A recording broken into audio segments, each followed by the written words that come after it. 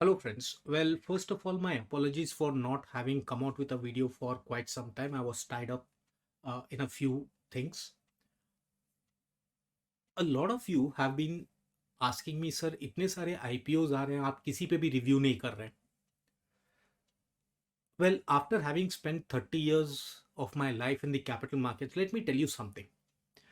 जब तेजी होती है ना, तो घोड़े तो दौड़ते ही दौड़ते हैं, गधे भी चल पड़ते हैं. और यही चीज अभी हो रहा है. Market is in a bullish run.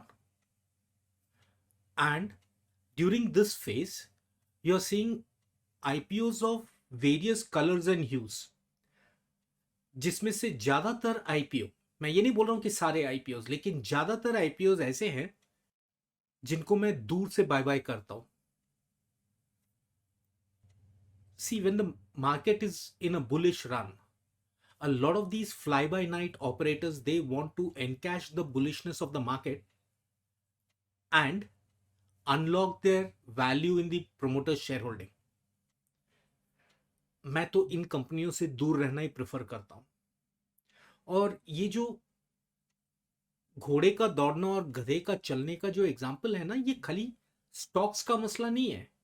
ये मसला आईपीओ रिव्यूअर्स के भी है, जो आजकल यूट्यूब में आपको जगह जगह पे मिल जाते हैं.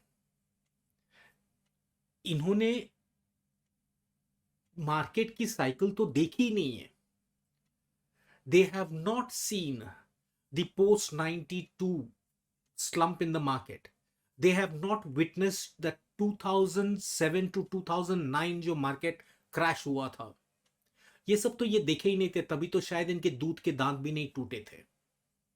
और ये लोग सब निकल पड़े हैं आईपीओ की रिव्यू देने. और ज्यादातर ये लोग रिव्यू के नाम पे क्या देते हैं? पहले बात तो प्रोस्पेक्टस में जो फाइनेंशियल्स है उसको पढ़ा देते हैं. फिर उस कंपनी के बारे में प्रोस्पेक्टस में जो इंफॉर्मेशन दिया है वो आपको बता देते हैं. लेकिन ये नहीं बताते हैं कि इशू में सब्सक्राइब करना चाहिए कि नहीं करना चाहिए. ये वो बताते हैं 3-4 दिन के बाद. ये ग्रे मार्केट का प्रीमियम देखते हैं.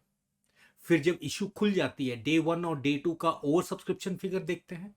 और फिर ये बताते हैं कि इस इशू में अप्लाई करना चाहिए कि नहीं करना चाहिए. भाई, ये कौन सा तरीके का रिव्यू हुआ?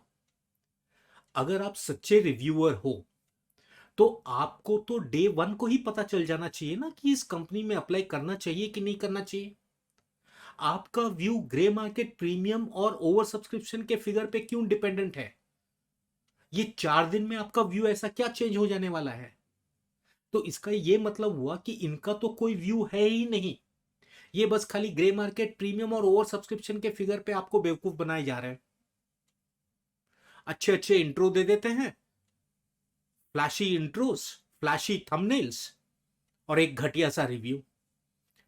लाइक आई सेड, रिव्यू तो क्या ही है, कुछ बताते तो है नहीं कि इसमें सब्सक्राइब करना चाहिए कि नहीं करना चाहिए. They are not willing to stick their neck out, क्योंकि इनको डर लगता है ये अगर गलत हो गए तो. भाई मेरे, जब व्यू दोगे ना तो गलतियां तो होनी ही हैं. वॉरेन बुफे भी मिस्टेक करता है, लेकिन इनको मिस्टेक नहीं करना है. क्यों? क्योंकि इनकी सब्सक्राइबर बेस कम हो जाएगी.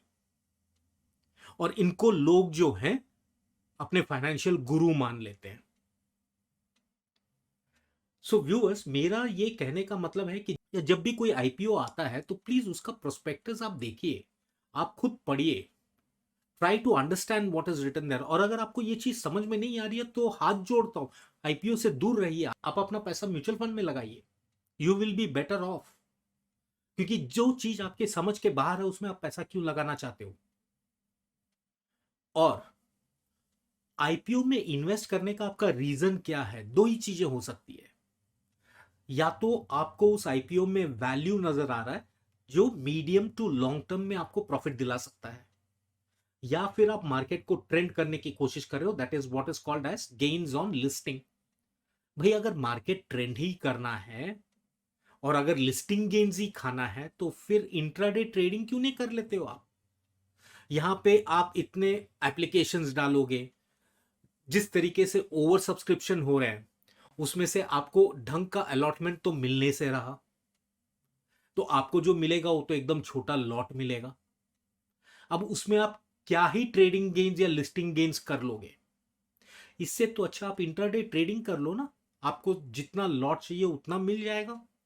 और 5,000 से ज्यादा स्क्रिप्ट तो ट्रेड होते हैं, उसमें किसी ना किसी में तो आपको लॉटरी लगी जाएगा।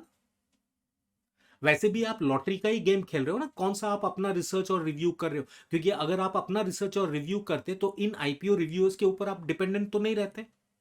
तो वैसे भी आप लॉटरी खेल रहे हो, तो फिर इंट्राडे ट्रेडिंग में लॉटरी खेलो ना, it will be much more beneficial for you.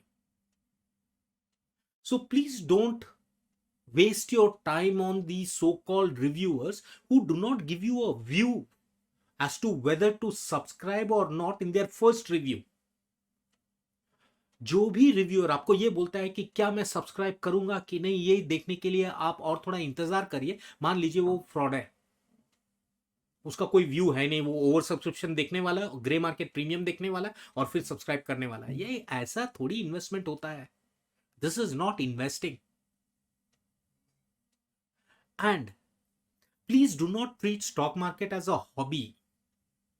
Please remember, कोई भी हॉबी आपको पैसा कमा के नहीं दे सकता है till the time you convert the hobby into a profession. For example, if you say that photography is my hobby, तो भाई उस पर आपका खाली पैसा खर्चा होने वाला, उसमें से आपको कमाई कुछ नहीं होने वाला है। कमाई तब तक नहीं होगा जब तक आप फोटोग्राफी को अपना प्रोफेशन नहीं बना लेते हो, तब जाके उससे कमाई होगा। आप कोई भी चीज को हॉबी ट्रीट करोगे ना, तो उसमें खाली आपका नुकसान, आपका आउटफ्लो होगा। तो please don't treat stock market investing as a hobby, कि साइड में इसको चलाते रहते हैं और इसमें हम पैसा बना के करोड़पति बन लेंगे। भाई ऐसा कोई करोड़पति नहीं बनता है स्टॉक मार्केट में, उसमें भी उतना ही मेहनत लगता है जितना कोई और धंधे में लगता है। So please don't treat it as a side activity or a hobby. You will never make money. You will always fall prey to these kind of vultures who are always there looking to take your money away from you. So मैं इस दौरान कोई भी issue का review नहीं किया। I think the last review which I did was Indigo Paints, which again I felt should not be subscribe to, but then ठीक है, चल रहा है भाई मार्केट में। लाइक आई सेड, गधे भी चलते हैं, घोड़े भी चलते हैं जब मार्केट तेजी में होती है। उसके बाद तो कोई ढंग का इश्यू निकला ही नहीं जिसमें मैं रिव्यू कर सकूं। कोई अच्छा ढंग का इश्यू तो निकले। ये जितने भी इश्यूज आ रहे हैं ना, कोई भी ऐसा इश्यू नहीं है जिसमें मैं कॉन्फिडेंटली कह सकूं हाँ ये सब्सक्राइब कर लो, ये आपको मीडियम टू लॉन्ग टर्म में वेल्थ जनरेट करके जाएगा। मैं कभी भी कोई भी आईपीओ ऐसा नहीं रेकमेंड करता हूं ओनली फॉर लिस्टिंग गेन्स। अगर लिस्टिंग गेन्स का ही रिकमेंडेशन है तो then I tell the investors to avoid the issue. Listing gains ही करना है, like I said, intraday trading कर लो यार, पैसा बन जाएगा। सो मेरा ये जो आज का वीडियो बनाने का मकसद बस यही था कि जब भी आप आईपीओ में डालोगे, specially in a bullish market like this where there are a whole lot of IPOs coming in, please be very careful. I have seen so many issues which have been floated during a bullish market phase and which almost cease to exist after 2 or 3 years. So please be very careful of these IPOs which are coming in, and use your brains and use your common sense rather than depending on some third party reviewer who in all probability अपने आप को influencer बताता है लेकिन खुद influenced रहता है। See, in the earlier days, newspaper financial reporters used to be influenced to give good reviews about issues. And I'm sure the same thing now is happening across YouTube, where the so-called influencers are being influenced to give out a good review. Don't fall prey to this. Like I said, use your brains, use your common sense. And if you think you are unable to understand all this financial terms and jargons, etc., then stay away from the market. Put your money through a mutual fund. Invest through a mutual fund. You will be better off. So that's all I wanted to convey through this video. Stay fit, stay healthy, and ciao.